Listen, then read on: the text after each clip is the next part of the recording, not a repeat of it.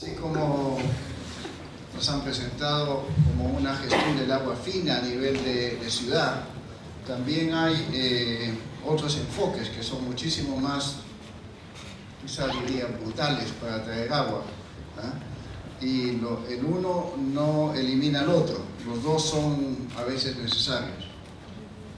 Vamos avanzando porque el mensaje que voy a llevar es la complejidad que significa hacer trasvases, la necesidad, en realidad casi todos dependemos de trasvases, pero cómo se va complejizando cada vez más el asunto. En todos los países del mundo existen regiones en las cuales la disponibilidad del agua es menor que en otras. En Chile es evidente en la zona norte, pero también hay déficit de agua en la zona central, en algunas cuencas costeras.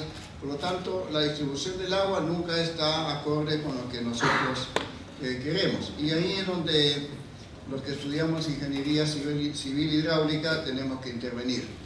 La expansión de la demanda de agua va por dos lados. Por un lado, es forzada, por ejemplo, con estas ocupaciones informales que ocurren alrededor de la ciudad de Lima y algunas ciudades que están también en zonas áridas en el mundo entero, que van ocupando zonas con muy poca agua, donde llega el agua en camiones aljibe al comienzo y después finalmente terminan siendo y presionando para que le lleven agua en tuberías. O sea, hay una presión ocasionada por la expansión urbana y la carencia de un proceso de ordenamiento territorial. También existe el fenómeno inverso, es decir, cuando uno lleva agua a un sitio, fomenta de que se asienten en esos lugares. ¿Por qué? Porque disponen de agua, o sea que es como de los dos lados. Ahora, hoy día estamos viviendo cambios en el clima y fenómenos naturales que nos llevan a tener extremos de agua y también sequías mucho más prolongadas que las anteriores. Entonces, estamos enfrentando situaciones que hasta no hace tanto tiempo, estamos hablando de 20, 30 años atrás, no habíamos vivido con tal magnitud, tal como hoy día lo vemos con algunos fenómenos extremos. Siguiente. Entonces, hoy día hay trasvases de agua todos los días. El hecho de que haya que importemos a veces botellas de agua desde Francia para tomar, es pura fantasía, pero todo lo que importamos en alimentos o exportamos en alimentos, hacemos trasvases de agua, pero agua virtual. O sea, el trasvase existe constantemente. Cuando hay escasez de agua, y es lo que está pasando en muchos sitios, tenemos algunas opciones y evidentemente la primera es tratar de ser más eficiente en el agua que disponemos, a reducir el consumo. Lo otro es aumentar la disponibilidad del agua construyendo obras hidráulicas, que es el favorito del ingeniero civil hidráulico. También reutilizar o reciclar agua, donde ahí se necesita una combinación de química y de procesos mucho más complejos. Desalinizar agua de mar y otros elementos. Las opciones están ahí disponibles, es un tema más bien de costos utilizar una u otra. Siguiente. Hay que acordarse, esta es una clasificación que hace un español que se llama Pedro Arrojo, y él dice que hay como 3 tipos de agua, yo lo puse en 4 tipos de agua. Agua para cubrir demandas esenciales, que lo llama agua para la vida. Es muy importante tener presente eso. Aguas para cubrir demandas de calidad de vida o aguas para la ciudadanía, lo llaman, que es el agua potable y saneamiento que queremos en las casas. Agua para producir alimentos que son necesarios y el resto es para producción y para generación de rentas. Muchas veces cuando decimos que hay escasez de agua en Chile, por ejemplo, estamos hablando que hay escasez de agua sobre todo para la producción, para la generación de rentas con explotación minera, porque en relación al agua disponible y la cantidad de personas disponibles, en muchos sitios sí hay agua. Lo que no hay agua es para invertir en minería. Entonces hay que distinguir eso, porque hay países como en Somalia o en zonas donde hay sequías prolongadas, en este cuerno del África, donde el agua no existe para nada, o sea, no existe ni para la vida humana, ni para la producción de alimentos, o sea, es la escasez más básica. En este caso nosotros tenemos más bien problemas en la generación de rentas para producir. Pero en otros sitios, como en el norte del Perú, todavía se lleva agua en transporte humano y en base a estos tipos de sistemas, y no tienen agua a domicilio. Siguiente. Entonces, el agua básica y esencial para la vida no solamente para las personas, sino también para los ecosistemas. Y eso es lo que tenemos, evidentemente, que tener como prioridad para poder abastecer, en cantidad y calidad.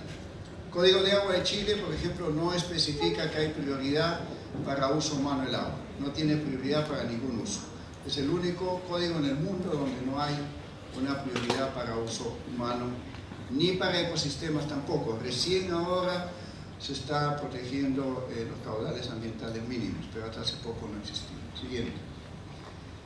Entonces, ¿cuáles son nuestras amenazas? Porque realmente hoy día el tema es muy complicado y hay un desfasamiento muy grande entre la capacidad de gestión del agua y los problemas a los cuales nos enfrentamos. O sea, el sistema de gestión del agua en casi todos los países ha quedado desfasado, obsoleto, con relación a la necesidad de una buena gestión del agua.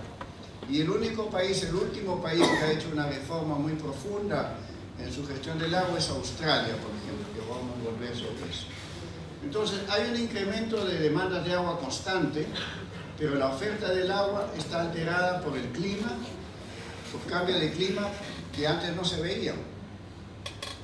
Hay sistemas de gestión de agua que no han evolucionado acorde con estas situaciones.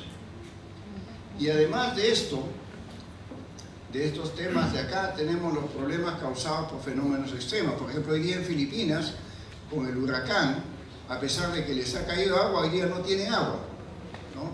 Un terremoto puede causar también una pérdida de agua, una erupción volcánica también. Así que el tema del déficit de agua súbito existe y los sistemas de gestión deben estar prevenidos para eso.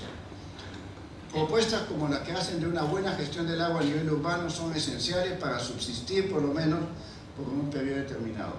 Y lo más grave es que no forman aún parte esencial de las agendas de muchos gobiernos. O sea, el tema del agua, y lo vemos en las propuestas políticas de los candidatos que hay hoy día en Chile, no figura necesariamente en el discurso como tema prioritario.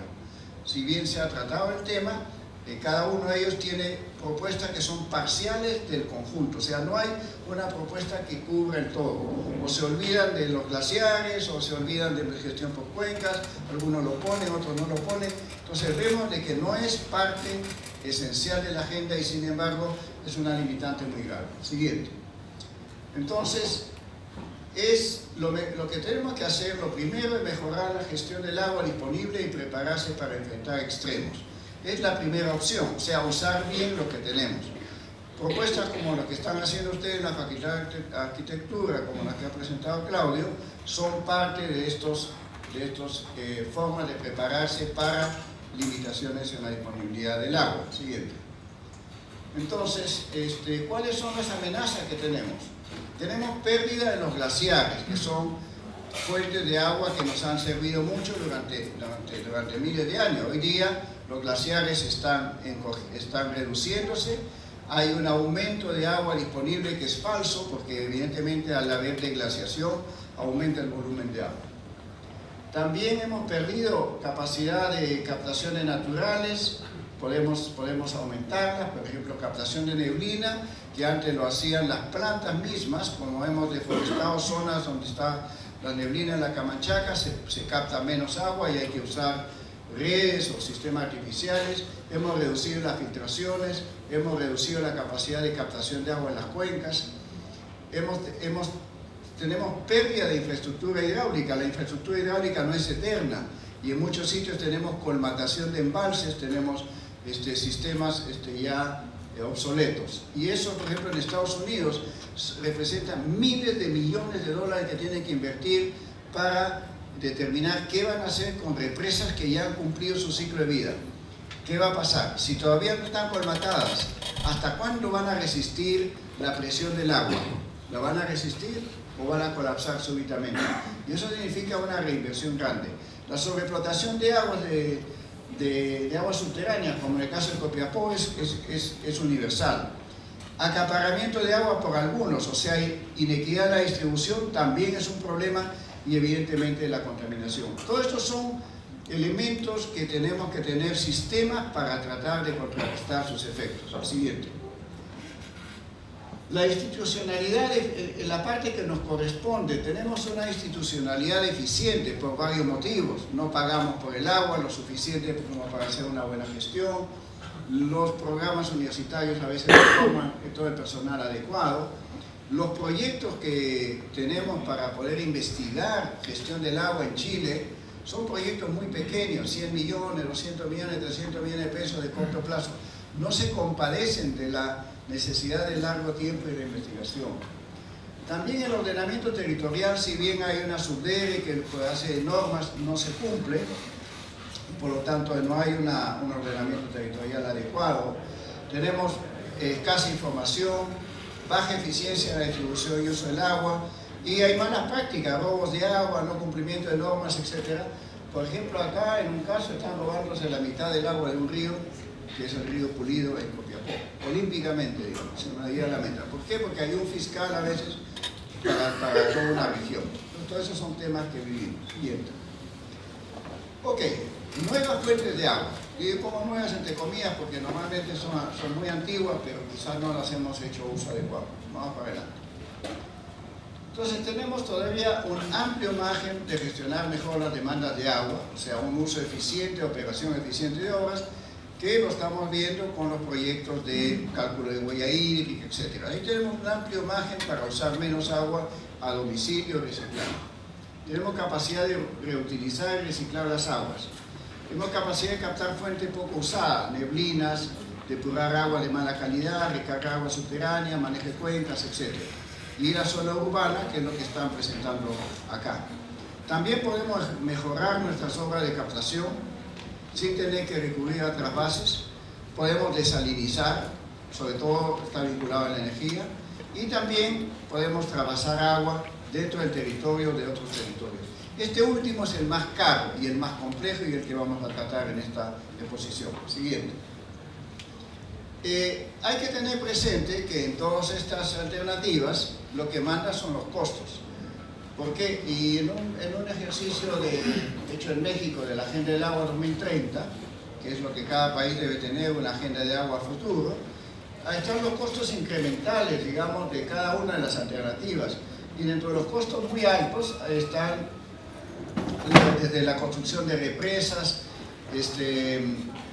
trasvases de agua, etc. Cada una de estas alternativas, no siempre en el mismo orden, tiene costos incrementales. Por lo tanto, es evidente que debemos trabajar en los que son de menores costos y ir poco a poco hacia las opciones mayores.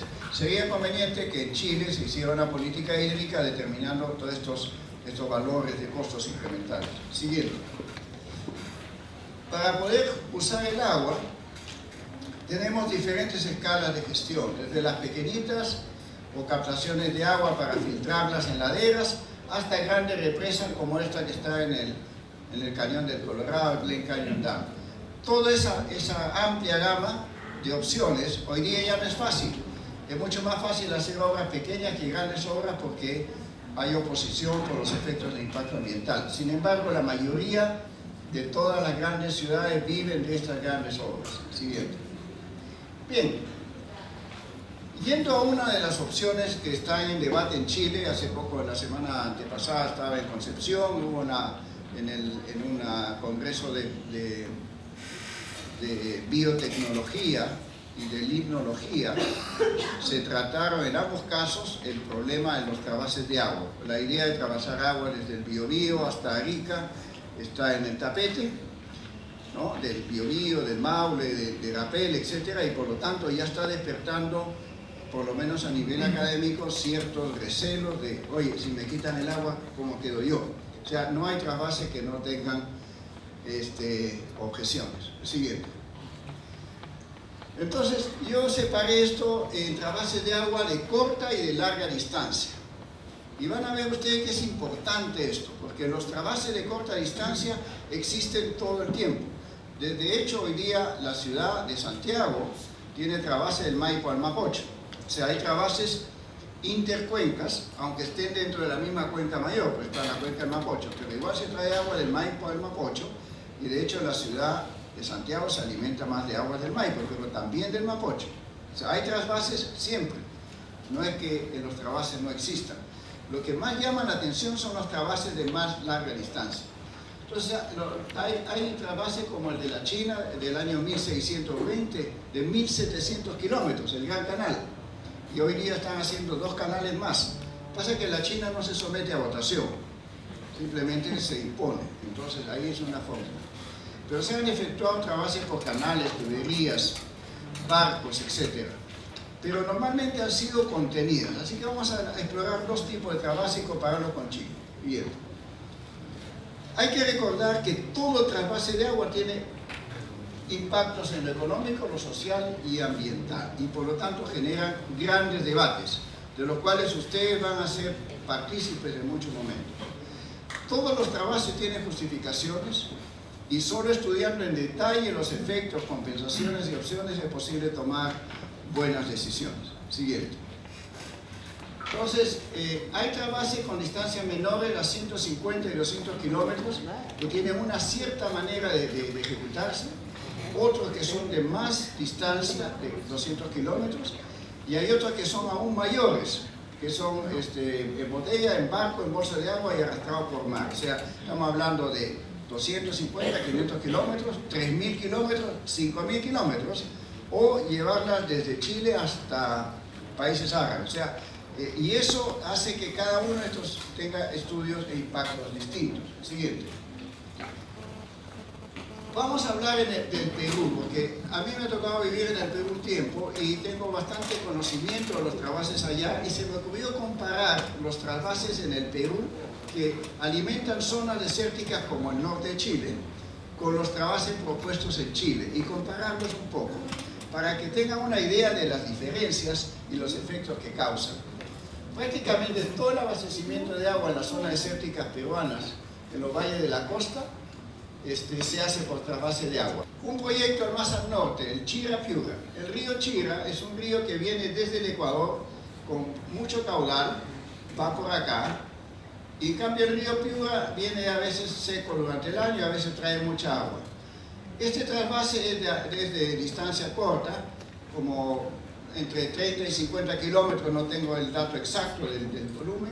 Entonces se construye una represa y se trasvasa agua. Esos trasvases en el Perú hay muchísimos, y no trasvasa poca agua, trabasan 80 metros cúbicos, 100 metros cúbicos por segundo, 30 metros cúbicos por segundo. Ya, el siguiente. Otro proyecto que es importante, el Chao, Virú, Moche, Chicama. Este nombre, Chao, Virú, Moche, Chicama, es porque de un río que es el río Santa, es un río caudaloso con un caudal promedio mínimo de 100 metros cúbicos por segundo, se desvía hasta 80 metros cúbicos y se lleva a lo largo de más de 150 kilómetros abasteciendo las intercuencas hasta llegar a la ciudad de Trujillo e inclusive más al norte. De aquí nomás hasta allá hay más de 500 kilómetros en carretera. Son como 153 kilómetros hasta este punto. Primera etapa, de ahí puede llegar mucho más lejos todavía. Y estos son los canales. Como ven ustedes, existen estos canales que está llevando, a veces no lleva los 80 metros cúbicos, pero lleva 50, lleva 40 y abastece todos los valles. Y por el otro lado, el Chinecas va hacia el otro lado y va hacia Casma, que es otra, Nepeña y Casma, que va hacia el sur. Siguiente. La gran ventaja que tiene, aparte de los desvíos de agua a lo largo de la costa, para que vean ustedes los proyectos, la mayoría de los proyectos lo que hacen es sacar agua que va hacia el Atlántico, como el caso del río Huancabamba, para el Alto Piura, y trasvasar, se hace un túnel que tiene en este caso 13 kilómetros, ¿no? Hay túneles de 19 kilómetros, de 20 kilómetros, trabasan agua por debajo de la montaña, se hace un túnel, se genera hidroenergía, se vuelve a llevar el agua, se genera hidroenergía y se lleva para el riego. O sea, en el Perú la ventaja que tienen, que pueden trasvasar 30 metros cúbicos por segundo con inversiones de $500 millones. Para que ustedes tengan una idea, en Chile, para llevar 30 metros cúbicos por segundo de Biobío al norte, se calcula que puede llegar a costar hasta 15.000 millones de dólares, o sea, 60 veces más. Eso les digo para que piensen un poco la complejidad que tienen, porque no tienen un proyecto, no tienen agua al otro lado de la cordillera para traer. Por lo tanto, la eficiencia del uso del agua en este país tiene que ser mayor. Y habrá que cotejarla con la posibilidad de importar agua virtual, es decir, a la hora que importan productos agrícolas, se evita de tener que cultivarlos. Ese es un tema que se van a ver, porque hoy día hay mucha inversión de capital chileno en el Perú. O sea, el tema de la integración económica América Latina está en pie, está caminando, no está hecho bajo un acuerdo oficial como en la Comisión Europea, pero evidentemente las ventajas comparativas de cada uno son importantísimas. Siguiente, por favor. El proyecto Olmos, que es donde yo trabajé el año 65, es lo mismo, 19 kilómetros de túnel,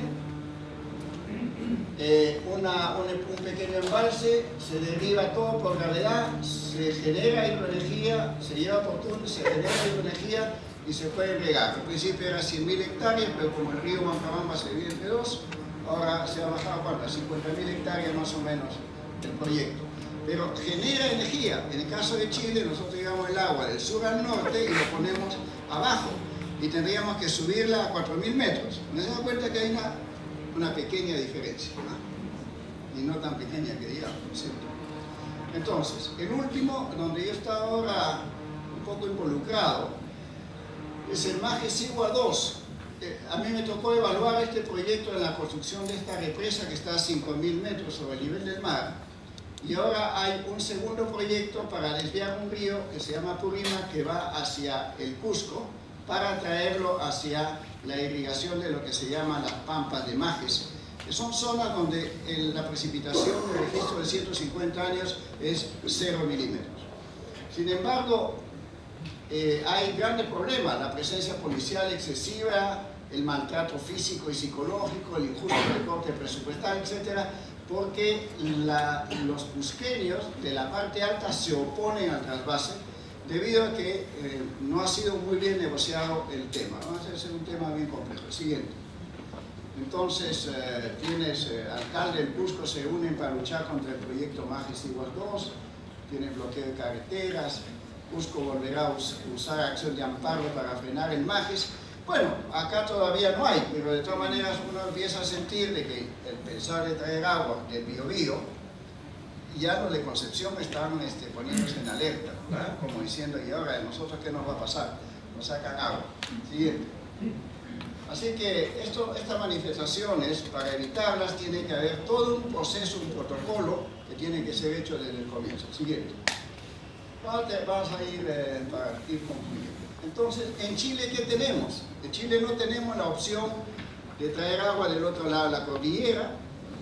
Tampoco tenemos ríos muy potentes en el norte como para atravesar agua de uno a otro. No hay un río que tenga 100 metros cúbicos por segundo para sacarle agua y atravesarlo a otro. Entonces, estamos en un problema donde no hay ni agua ni energía y por lo tanto tiene que ser mucho más estudiado la posibilidad del trasvase. Siguiente. Pero hay muchas opciones. Llevarlo por bolsas de agua, hay 2 o 3 empresas que se presentan con esta opción. Siguiente. Arrastrándolas por el mar, con los pros y contras que tiene cada uno de ellos y con costos que tienen que ser determinados. El siguiente. El proyecto Apatacama, donde la Fundación Chile se involucró al comienzo. Nosotros no respaldamos uno en particular, sino que como centro de innovación que es la Fundación Chile, busca analizar opciones y que a nivel, digamos, de gobierno, de político, etcétera, puedan tomar decisiones mejor informadas. No dejamos pasar la oportunidad porque yo creo que de todas maneras hay que determinar, no se puede descartar algo sin haber primero analizado. Siguiente. Entonces, esto consiste realmente en llevar agua por tubería bajo el mar que sale cada 200 kilómetros, se bombea agua, se toma agua de la desembocadura de los ríos donde todavía el agua no ha sido salinizada por inyección marina y se lleva bajo el mar. Otro es con bolsas de otra forma, más largas que permitan, y no llenas completamente, que permitan seguir la curvatura de las olas y poder llevarlas a zonas. Entonces, son opciones que hay que estudiar. Siguiente. Y aquí lo tenemos un poco más graficado, la toma de agua en este caso está acá, se lleva bajo el mar, son tuberías flexibles. El estudio de ingeniería está hecho, costó €1 millón, lo pagaron los franceses a través de la empresa y a través del apoyo del gobierno para estudiar. Nosotros en el Perú pusimos 30 millones de pesos para estudiar su factibilidad socioeconómica. Yo creo que todavía nos queda mucho para determinar esa opción, pero es importante estudiar. Siguiente. Aquí están las posibles salidas, ¿no? Podría ir dejando agua a lo largo del camino y tener una tubería telescópica, es decir, parte con 30 metros cúbicos y va achicando, serían 2 tubos que estarían en camino. Siguiente. Entonces, para poder más o menos analizar, el único país que tenía un estudio socioeconómico más acabado era Australia, de trasvases. Veamos lo que ellos dicen. Siguiente. Australia, como ustedes saben, tiene el mismo problema que Chile. En el norte hay más agua y en el sur no hay. Los mayores estudios de trasvase están acá, en esta zona, y también más largos todavía en esta zona, que son traer agua desde del norte de Australia hacia el sur, hacia la ciudad de Perth. Ninguno de estos estudios habla de traer agua por el mar, lo traen por tierra. Así que veamos las opciones. Siguiente. Estas son las medidas que usan: megalitro, 1000 metros cúbicos, para que se acuerden, gigalitro, 1 millón de metros cúbicos. Siguiente. Entonces, estos que están en color oscuro son proyectos. Estos que están en celeste claro ya están construidos. El Goldfield Pipeline ya tiene desde 500 kilómetros, una tubería por tierra de 500 kilómetros. Los demás son todos tubería, que van entre 150, 250, 500 kilómetros. Y estos son proyectos propuestos. El siguiente. Entonces, ellos comparan esto: desalinizar, la tubería, canal, buque tanque y bolsas de agua, no por el mar. Siguiente. Bueno, el estudio es muy detallado, pero no quiero tomar mucho tiempo, porque analiza desalinización, tubería, canal, buque tanque y arrastrado en bolsas de agua. Y cada uno de ellos determinan cosas que son muy importantes: la energía que se consume, la emisión de dióxido de carbono, el costo de capital, el costo del agua por cada 1000 litros, ¿no? Y le sale en general que le sale a $5 australianos, que hoy día están casi a la par del dólar, ¿no?, por metro cúbico. Eso es lo que les cuesta el transporte. Y ustedes pueden ver que en la tubería sale $5.10, en el buque tanque $5 y bolsa de agua $5. Y en canal, que no lo recomiendan, $6.50. Siguiente. Entonces, el costo del panel de expertos que pusieron el costo más bajo entre las opciones estudiadas, sin considerar la desalinización, que era más baja, es llevar el agua en supertanques, que sale a $6.70 realmente cada metro cúbico, y es 5 veces más caro que desalinizar. Y se espera que el costo de agua potable evidentemente suba de precio. Entonces, cuando uno dice eso, a ver, seguimos para que vean ustedes. El otro tema también es la certidumbre en el diseño, digamos, es muy alto en tubería. El canal no es tan claro que se puede hacer porque requiere mucho más kilómetros de construcción y mucho más inversión de capital inicial.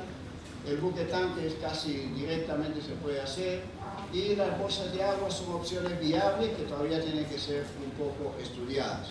En teoría, si las bolsas de agua llevando por mar funcionarían, serían menos caro, sería menos consumidor de energía y un poco menos caro que el buque tanque. Eso para distancias mayores. Y también están los tiempos de tránsito y todo lo demás. Siguiente. 200 gigalitros, o sea, una comparación de ellos. El número de barcos que se necesitan 14, en este caso tendría 35 barcos, el tiempo de tránsito, la energía consumida, la producción de CO2, el costo de capital, el costo operativo y el costo unitario, lo que habíamos dicho, 5.5, $6.50, $5.10. Bien. Entonces, ¿por qué? Era una pregunta la vez pasada para concluir. ¿Por qué en Chile, si la desalinización cuesta menos, por qué no se piensa solo desalinizar y no traer agua del sur? Y ahí vienen varios temas. Primero, en el coste de desalinización hay un tema que es muy importante, que es energía.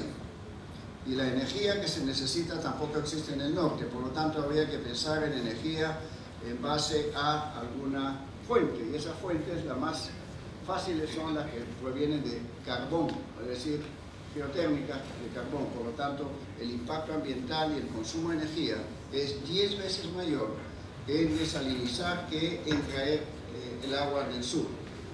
Ese es un tema. Así que el desafío que tiene Chile realmente es analizar estas opciones y también mirar un poco más allá de sus fronteras para ver en qué lo va a invertir. Si va a llevar agua para regar con costos de agua que son muy superiores a los costos de agua en zona vecina y donde pueden importar los productos, el tema ya más bien es geopolítico, es de seguridad nacional, es decir, vamos a llevar agua al norte para poblar el norte, para tener mayores cosas. Todo eso tiene que ser estudiado. Entonces, el caso australiano no analiza el transporte de tubería flexible, pero Australia también ha lanzado una reforma completa de su sistema de gestión del agua. Varios candidatos han propuesto modificar el sistema y habrá que ver qué sucede con eso. Siguiente. Conclusión, los trasvases existen en todas partes. Los trasvases y aporte de agua definen la ocupación de los territorios y la dependencia de los mismos. Obedecen a necesidades sentidas y a decisiones del Estado que trascienden varios gobiernos. O sea, no es una decisión de un gobierno, es una decisión de Estado, porque va a comprometer inversiones de muy largo plazo. Y millones de personas viven en centros urbanos y se desarrollan gracias a los trasvases. No es algo nuevo. Siguiente. Y la objeción que tienen, se crea una dependencia total a los sistemas.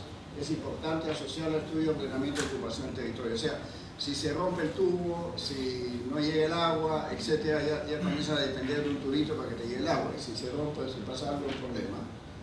No hay ninguna opción que no cause impactos. Al traer más agua se favorece la expansión urbana de repente en sitios que no deben ser, y el ordenamiento territorial sigue siendo una clave para no ocupar zonas que están con escasez de agua evidente. Siguiente.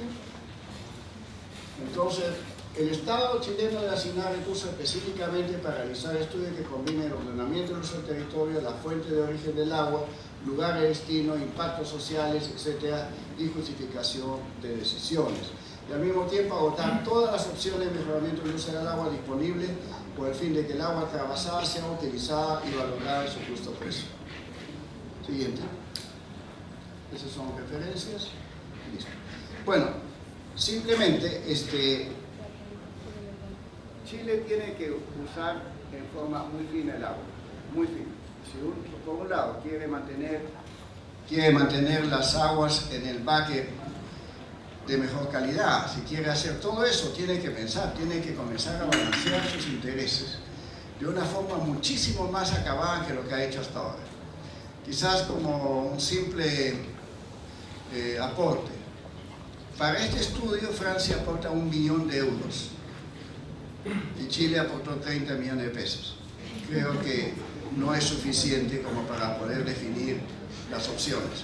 Y ahí vamos todos los que estamos en el área académica o de la Fundación Chile, todo, que postulamos los proyectos FICA, los proyectos COFA, los proyectos que son pequeños.